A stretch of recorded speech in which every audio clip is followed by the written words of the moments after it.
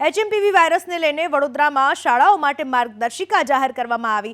શરદી કે તાવ હોય એવા બાળકોને શાળાએ ન મોકલવા માટેનો આદેશ। શાળાઓને માર્ગદર્શિકાનું પાલન કરવા વડોદરા ડીઈઓની સૂચના। તકેદારીના ભાગરૂપે માર્ગદર્શિકા અમલી બનાવવામાં આવી છે।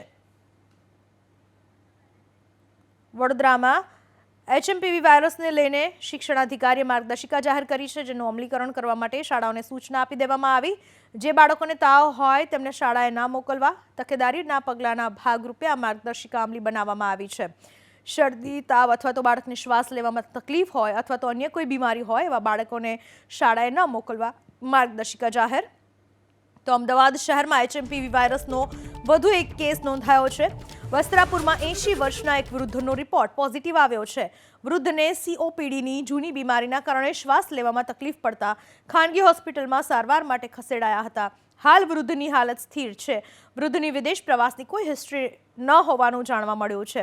અગાઉ ચાંદખેડાની ઓરેન્જ હોસ્પિટલમાં 2 મહિનાના એક બાળકને સારવાર માટે હોસ્પિટલમાં ખસેડાયો હતો। અત્યાર સુધી એચએમપીવી વાયરસના કુલ 3 દર્દીઓ નોંધાયા છે। વાયરસને લઈને કોર્પોરેશને પણ સતર્કતા વધારી છે અને શાળાઓ માટે પણ માર્ગદર્શિકા જાહેર કરવામાં આવી છે।